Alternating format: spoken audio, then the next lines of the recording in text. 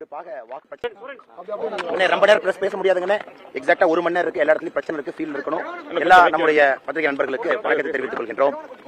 கோயம்புத்தூரை பொறுத்தவரை விறுவிறுப்பாக வாக்குப்பதிவு காலையிலிருந்து நடந்தாலும் கூட சோகமான விஷயம் என்னன்னா, கிட்டத்தட்ட 1 லட்சம் பேருக்கு மேல இங்க அவருடைய வாக்காளர்களுடைய பட்டியல் ஓட்டர்ஸ் லிஸ்ட்ல அவங்க பேர் இல்ல. இது ரொம்ப சோகமான ஒரு விஷயம். இந்த பூத்துக்குள்ள போனீங்கன்னா மஸ்கட்ல இருந்து ஓட்டு போட வந்திருக்காங்க, டெலிட்டட். அதே போல எல்லா இடத்துலயும் என்ன லாஜிக்ல டெலிட் பண்ணிருக்காங்கன்னே தெரியல. பூத்து 20 பேர் 25 பேர் சம்பந்தமே இல்லாம, கணவனுக்கு ஒரு போலிங் பூத்துல ஓட்டு இருக்குன்னா மனைவிக்கு வந்து இங்க 6 கிலோமீட்டர் தள்ளி 3 போலிங் பூத் தள்ளி ஓட்டு போட வச்சிருக்காங்க. சமீபத்தில் என்ன ஸ்கூல் போயிட்டு வந்தீங்கன்னா அங்கப்பா ஸ்கூல்ல பாத்தீங்கன்னா ஒரே வாக்குச்சாவடியில 830 பேர் டெலிட்டட். 830 பேர் ஒரே வாக்குச்சாவடியில் 830 பேர் டெலிட்டட். 830 பேர் இங்க இருக்கிறாங்க. இது தெரியும், எல்லா எலெக்ஷன்லயும் கூட இது நடக்கிறது. ஆனா இந்த முறை வந்து இவ்வளவு பெரிய அளவுல ஒரு மாஸ் ஸ்கேல்ல பிளான் பண்ணி கிட்டத்தட்ட 1 லட்சம் பேருக்கு மேல இந்த அளவுக்கு டெலிட் பண்ணிருக்காங்க அப்படின்னா எலெக்ஷன் கமிஷன் என்ன வேலை செஞ்சாங்கன்னு தெரியல. ஓட்டர்ஸ் லிஸ்ட் ப்ரிப்பரேஷன் இருக்கு.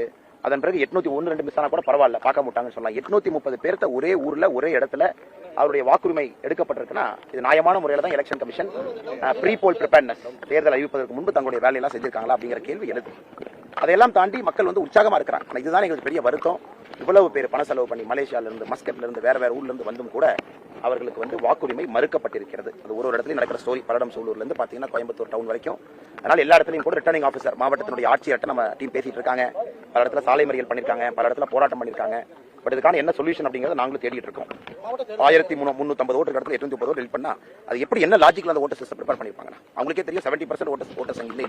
அதனால அந்த இடத்துல ரீபோல் கேட்கறோம். அங்கெல்லாம் ரீபோல் நீங்க கண்டிப்பா பண்ணணும். காரணம் எல்லோரும் ஆர்வமா ஓட்டு போறதுக்கு வர்றாங்க. முதல்ல டீம் எல்லாம் போய் பேசிட்டு வந்தாங்க. தேர்தல் அதிகாரி சரியான பதில் அவர்கிட்ட இல்ல. உள்ளூர் அம்மா எழுதிட்டு இருக்காங்க பாருங்க. இறந்து போன கணவனுக்கு ஓட்டு இருக்கு, அவங்களுக்கு ஓட்டு இல்ல. அதனால ஓட்டு போடாம போக மாட்டேன். அந்த உள்ள உட்காந்துருக்காங்க. 2 மணி நேரமா உட்காந்துருக்காங்க. எனக்கு ஓட்டு உரிமை கொடுங்க, நான் போடாம போக மாட்டேன். கிட்டத்தட்ட 40 வருஷமா போடுறேன். சோ ஹோம்வொர்க் வந்து ரொம்ப புவர். பேசிக் ஹோம்வொர்க் வந்து ரொம்ப புவர். இதுல பொலிட்டிக்கல் இன்டர்ஃபரன்ஸ் இருக்காங்கிற சந்தேகம் எங்களுக்கு வருது.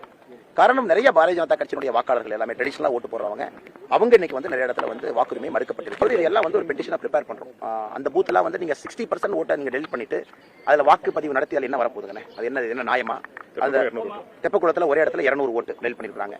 அது எவ்வளவு நியாயமாக அது இருக்கும்? அதனால இதெல்லாம் வந்து கண்டிப்பா நாங்க டாக்குமெண்ட் பண்ணி அங்கங்க ஆர்ஓட்டியும் அப்சர்வர்ட்டி கொடுத்துட்டு இருக்கோம். பட் ஓவராலா சேலஞ்ச் பண்ணணும். கிட்டத்தட்ட 1 லட்சம் வாக்காளர்கள் எங்களுடைய கணக்கீட்டின்படி அப்படிங்கிறது ரொம்ப பெரிய லெவல்ல இருக்கு.